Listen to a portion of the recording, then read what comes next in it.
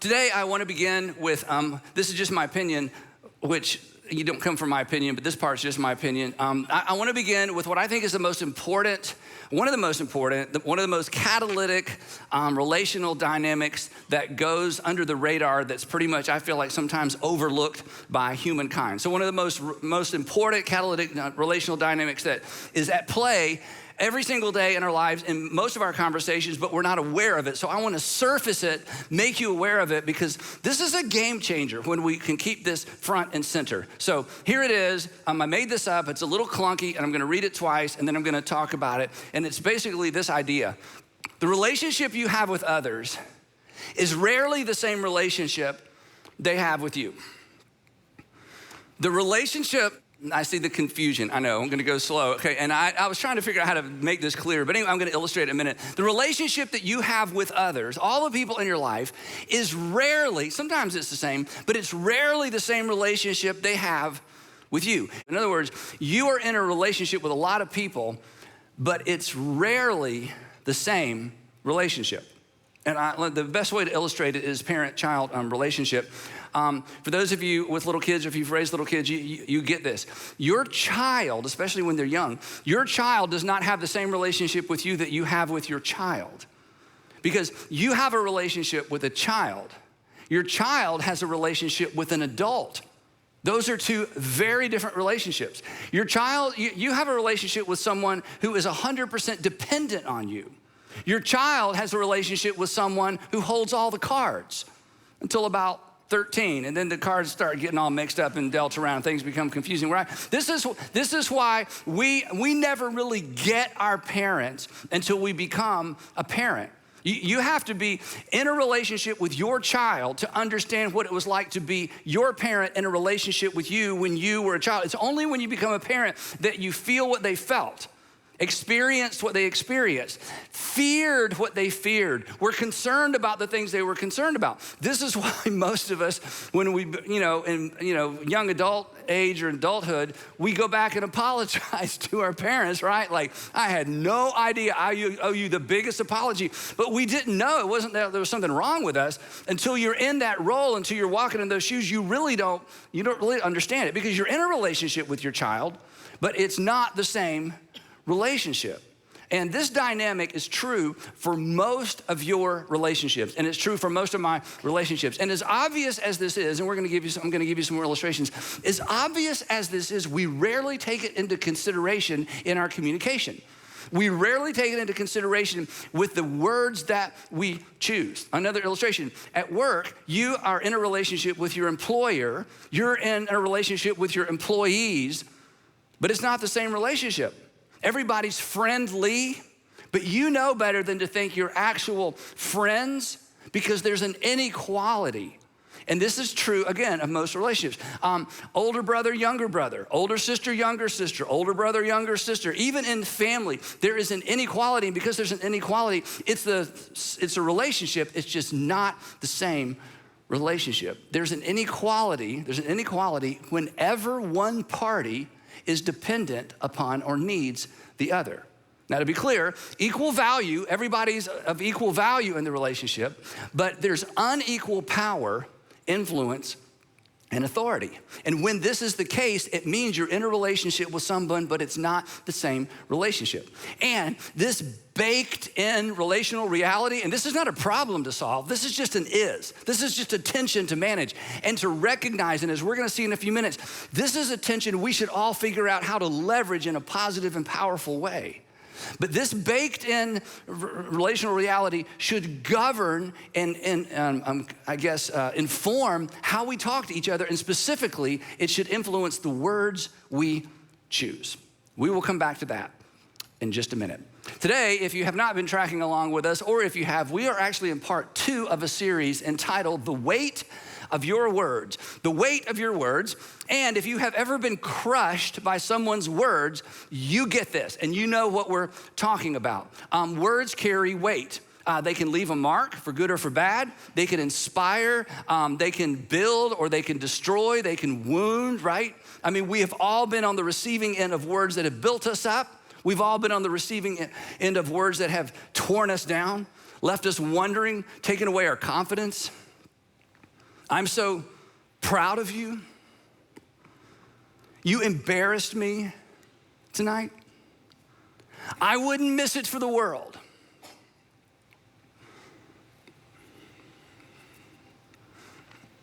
You're not needed here anymore.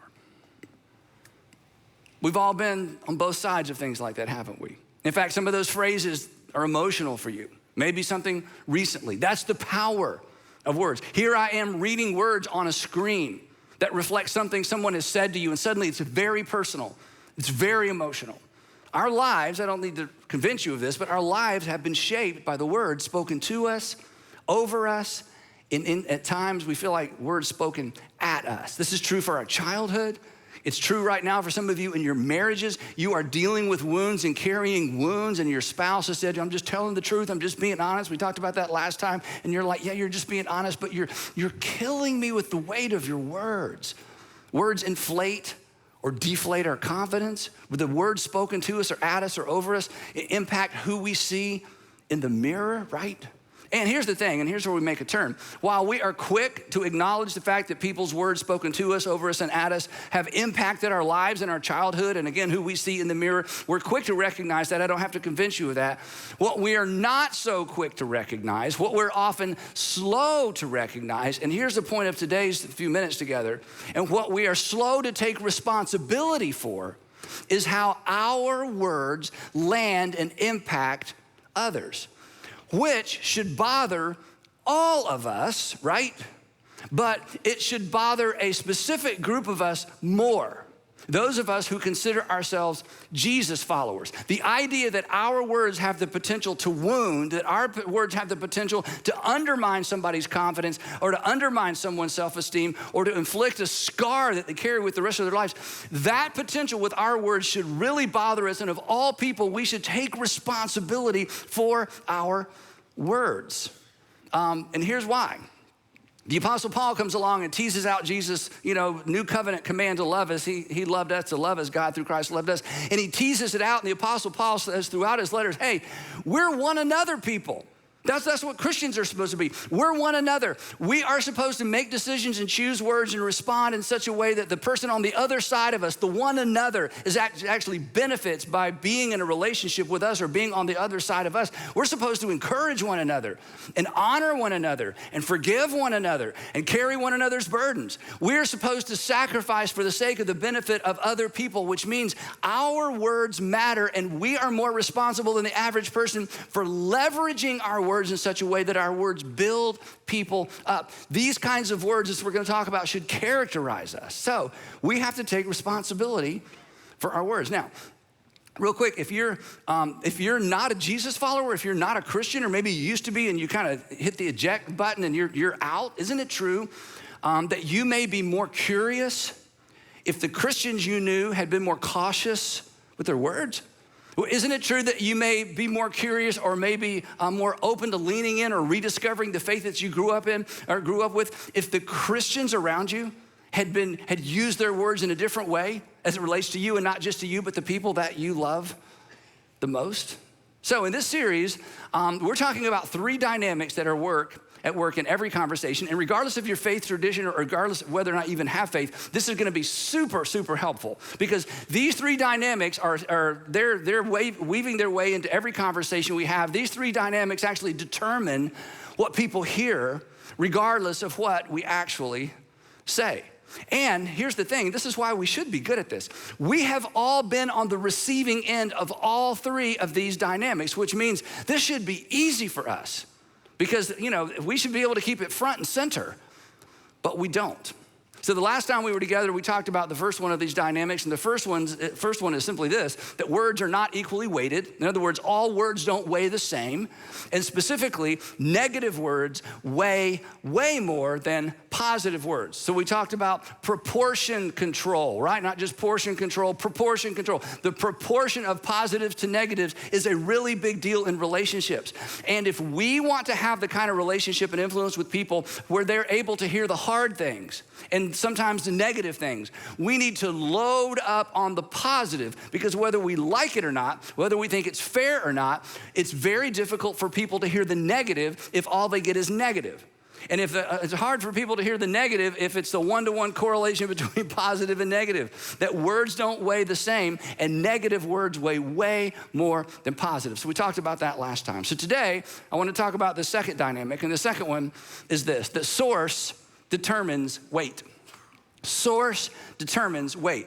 The weight of a word is determined ultimately by the source of the word, the who said behind the what said. So let me give you a couple illustrations. So ladies, imagine, and many of you don't have to imagine this, if those of you who are moms don't have to imagine this, you decide to meet one of your girlfriends during your lunch break for lunch, or maybe you meet one of your girlfriends for coffee, and they get there early, and you walk in, and your girlfriend looks at you and says, "Wow, you look great. I mean, that outfit, you look great. You look so young." Well, those are 5-pound words. Thank you, right? Now imagine that afternoon you're at home and your 15-year-old daughter walks through and she does a double take and she says, "Mom, that you look great. That what you're wearing, you look so young. We could be sisters." And then she turns around and runs off to her room. Now I know what some of you are thinking. You're thinking, "I don't have that much imagination." You used it all up. Because Andy, come on, let's be honest. If the resurrection of Jesus is here, that would come in somewhere, And what makes the difference? The location? Words at home way more than words in the, no. It's not the location. It's not the words. 5-pound words become 50-pound words depending on who's using those words. Not because of where. Because of who? Another illustration, my administrative assistant, Diane Grant, has worked with me for over 25 years, which means she either needs a standing ovation or a long vacation, or both. But anyway, we're familiar for 25 years, so she knows me well, and we're able to communicate so well, and it's a great working relationship. And every once in a while, when I need to go deliver some negative information or some negative news to an employee, she'll say, remember, your words weigh a lot. Sometimes, every once in a while, she'll say this, Andy, I think you should let me tell her. I think you should let me tell him. My words don't weigh as much. Now, here's the question. Why does she have to say, remember? She shouldn't have to tell me, remember. I'm the expert. I'm up here dishing all this out. I got the notes and the screens. I put this whole talk together. Nobody needs to tell me to remember something I'm up here telling you to remember, right? Wrong. Do you know why she tells me to remember? Because I forget. Because when I see the people that I work with, you know who I see? I see coworkers. I see peers. I see friends. Who do they see? They see the boss. It's very different. We're in a relationship. It is not the same relationship. So to tease this out a little bit, okay? It kind of looks like this. Source determines weight. Weight determines impact. And impact determines outcome. The source of the words determines the weight of the word. The weight determines the impact, how it lands. And the impact ultimately, in most cases, determines the outcome. Now, if you're into physics, just ignore this. I realize this, I'm messing with your categories, okay? But you get what I'm saying in terms of the flow of communications. Now, I'm often asked, and this may sound strange for me to talk about myself for just a second, but I'm often asked in leadership context, especially business leaders or ministry leaders, when we're doing Q&A, hey, Andy, there's 3 questions I always get, and this is always one.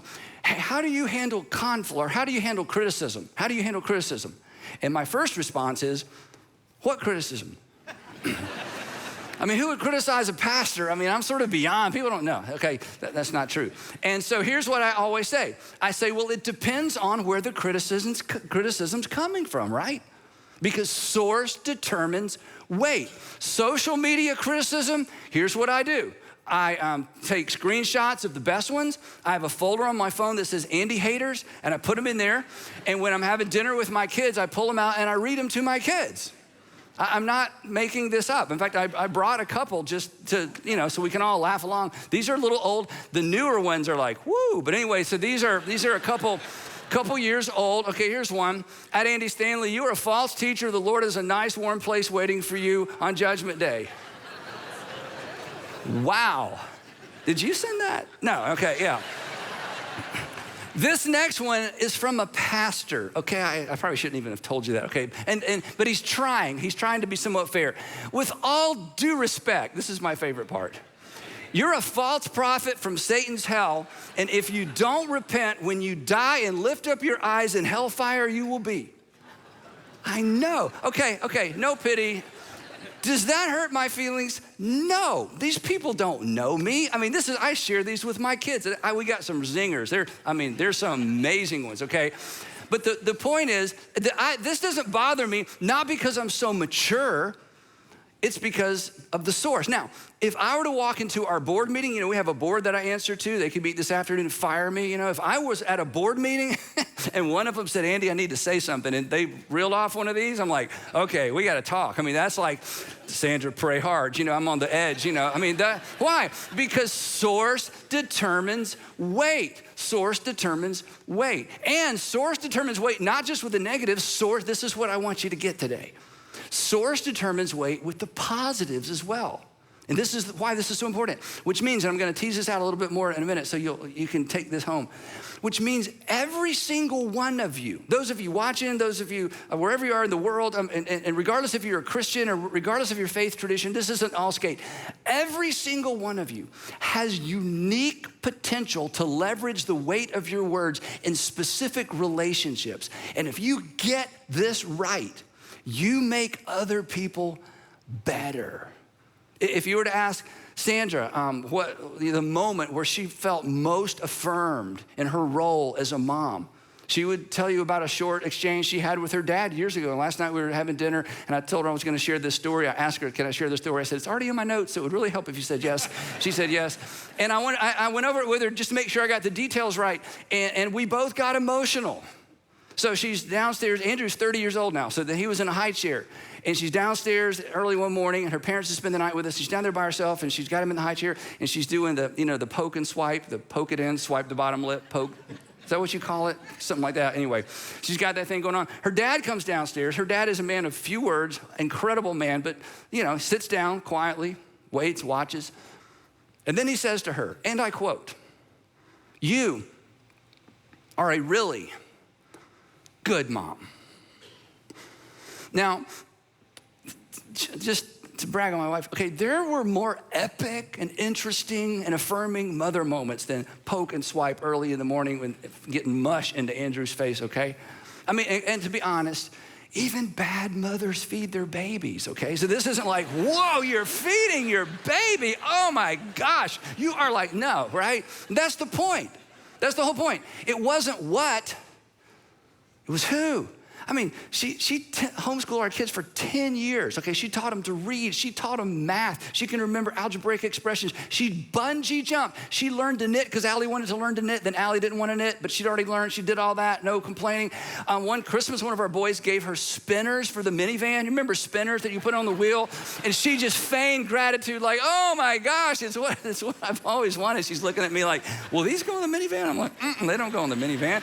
She took them to homeschool day at Six Flags year after year after year. That's a real thing, homeschool day at Six Flags.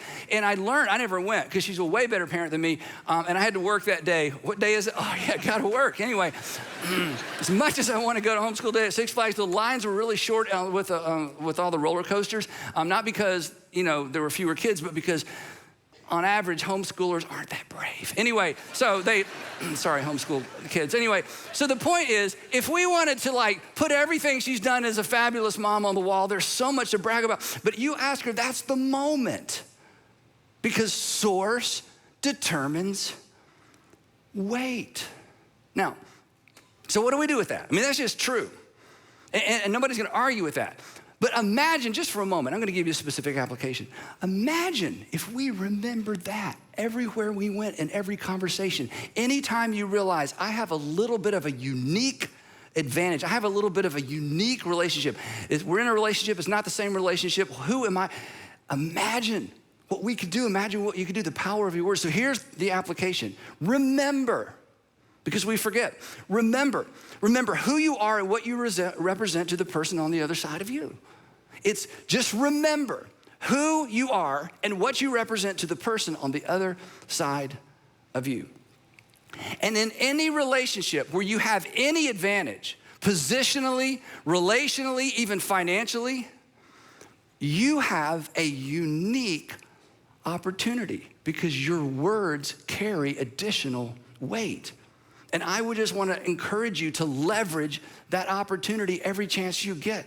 Leverage your weighty words to encourage and to build and to direct and to protect. And real quick, I want to say something to all the middle school and high school students who are in the room, one of the rooms with us, or who are watching or listening. This is so important. Look up here. And whatever you're doing, just put it down for just a second. Okay, look. When it comes to your parents, look up here. You have no idea. You play a unique role in the lives of your parents. Your words weigh more than you'll ever understand. And you know what else? Your words weigh more as it relates to your younger brother and your younger sister than you'll ever understand. In fact, the reason your parents get on to you all the time about be nice to your younger brother, be nice to your younger sister, they understand the power of your words and you don't, and it's not your fault. It's not your fault. So that's why I'm reminding you, I understand your younger brother and your younger sister, to you, they're like a gnat. Why are they even in the room, right? But the reason they hover and the reason they spin is because you play a unique role, and you will either use this time, this fleeting opportunity to do something amazing in the lives of your younger brothers and sisters, or you're gonna miss it. And I wanna challenge you to be the unique middle schooler or the unique high schooler and take advantage of that. And not just your brothers and sisters, your parents as well. And you know what?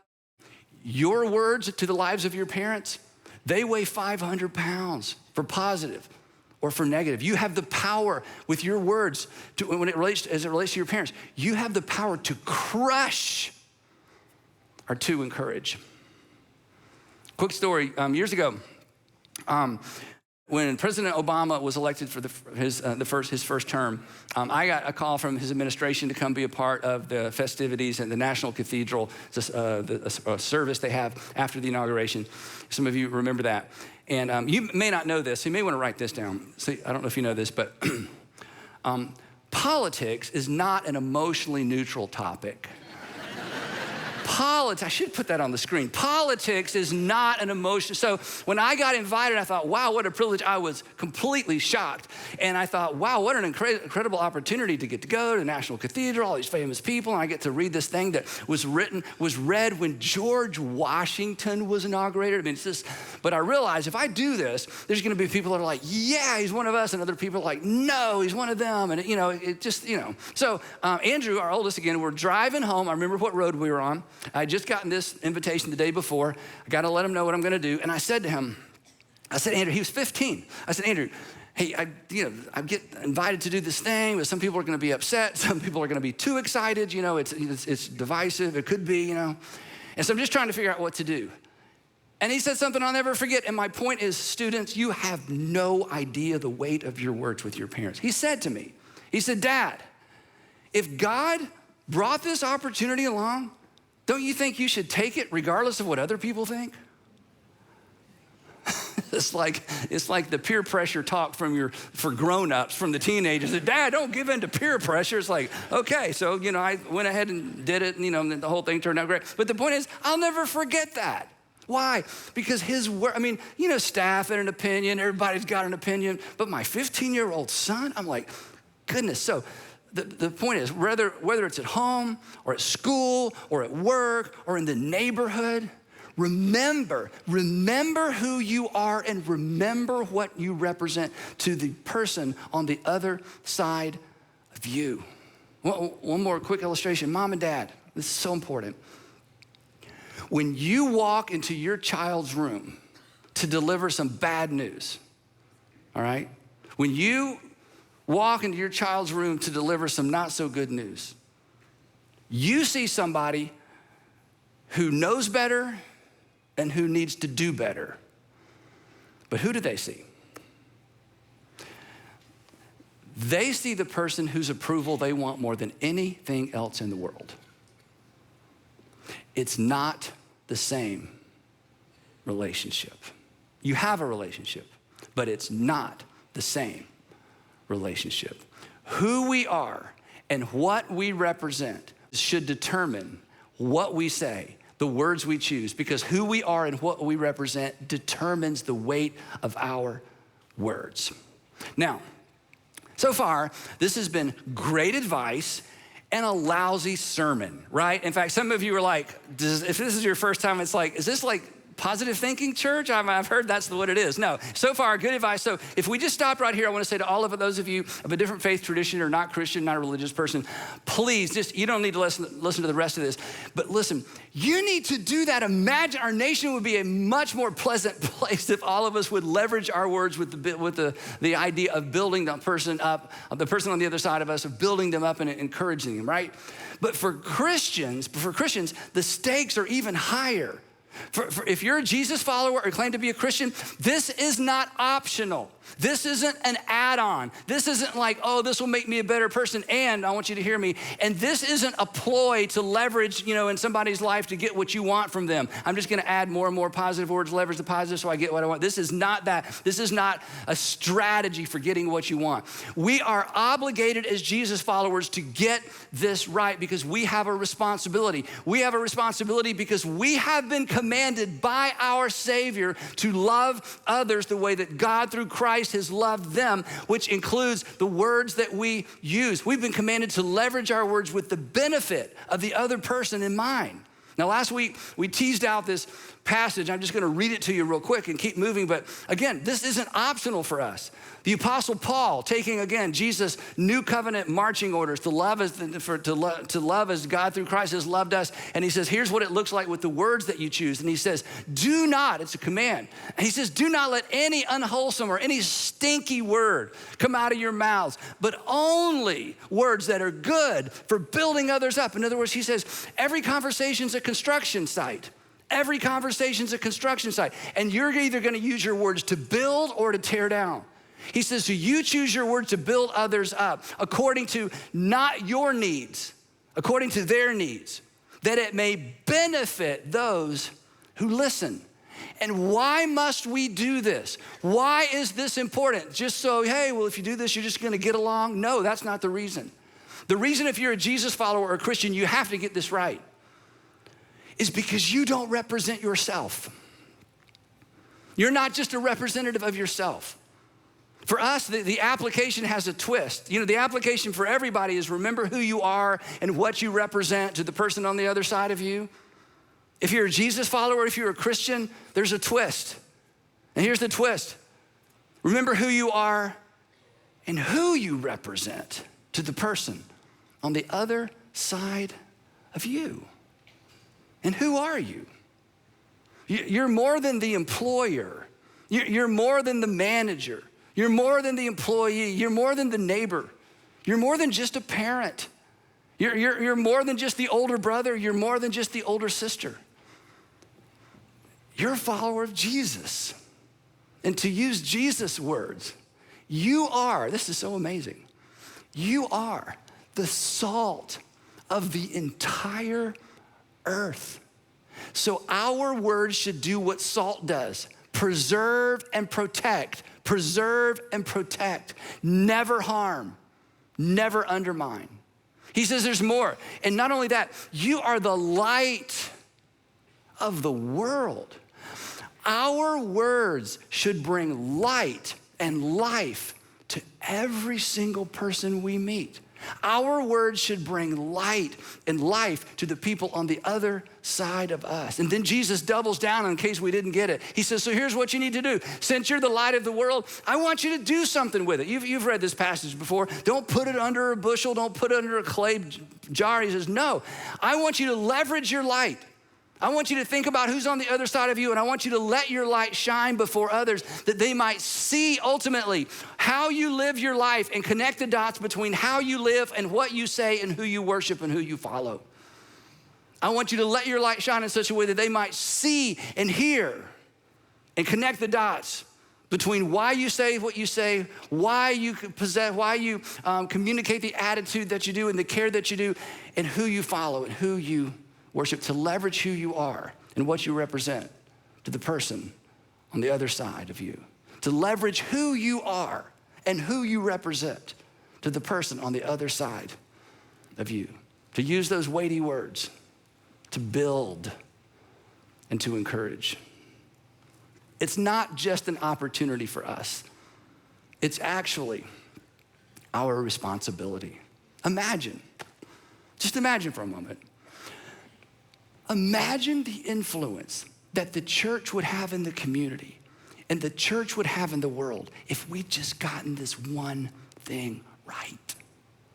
Imagine the influence. And to be clear, for those of you who aren't Christians, hear me out. Not influence so we could take over and have control and have more people on our team. Because our king said this, I did not come to be served. I came to serve, and I came to give my life as a ransom for many. But imagine with taking on the attitude of Christ, as Paul talks about, the mindset of Christ. Imagine with that mindset. Imagine if for the last 50 years or the last 20 years or the last 10 years, if Jesus followers had embraced this posture when they thought about what they were saying, how they were saying it, and the words they chose to the people on the other side of them. Imagine where our country would be. Imagine where the world would be. This is what we have been invited to. Listen, I'm not exaggerating. It was that posture and it was that attitude that changed the world once, that changed the world for the better once. Imagine if that had been our track record. Do you know what we would hear? We would hear things like this. Those Christians, they believe some strange stuff. But I gotta be honest, they are the most encouraging people I've ever met. In fact, even when they say hard things, you just can't help but believe they really have your best interest in mind. Even when they say some of that goofy stuff, it's like, gosh, it's hard to hate these people. It really is. Because I think, even though they're wrong, I think they are genuine and they're sincere. And when I'm in trouble, that's who I call. And when my family hit a bump, we're not even church people, and they were there. And my neighbor, he's a Christian, and he came over and he confronted me and he was getting all up in my face, and I was about to, and I realized he really cares about me. He didn't have to come over here and say this. He really cares about me and my family.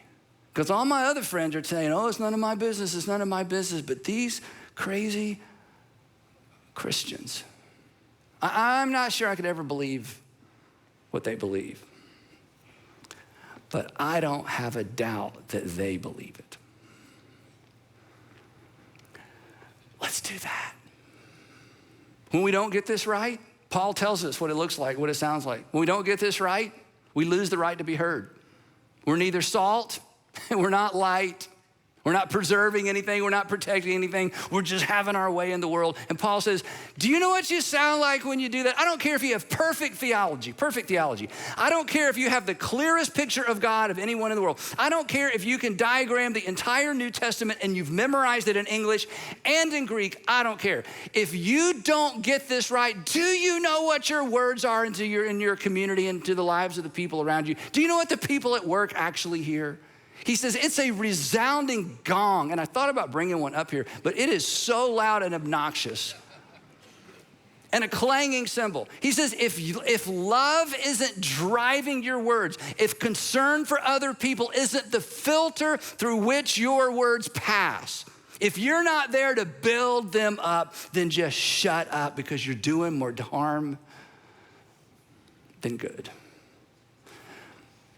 And if you're not a Christian, chances are it was the reckless, unchristlike words of Christians that either drove you away or keep you away. Or the reckless, unchristlike words of Christians spoken to someone you love that drove you away or keep you away. That were the reason you decided to leave faith. And if that's the case, I am so sorry. And I hope that you will look past us and beyond us to Jesus, who, and you're gonna love this. If you're not a Christian, you're gonna love this. To look past us to Jesus, who reserved his harshest words for religious people who were careless with their words toward the people he loved. So for all of us, let's remember, I forget. Let's remember who you are and remember what you represent to the person on the other side of you. And if you're a Christian, remember who you are and who you represent to the person on the other side of you. Remember to take you into account, because the source of a word determines the weight of the word, and the weight determines the impact. And ultimately, the impact determines the outcome. So leverage your words accordingly. This is just one more thing that love requires of us. And we will pick it up right there next time in part 3 of the weight of your words.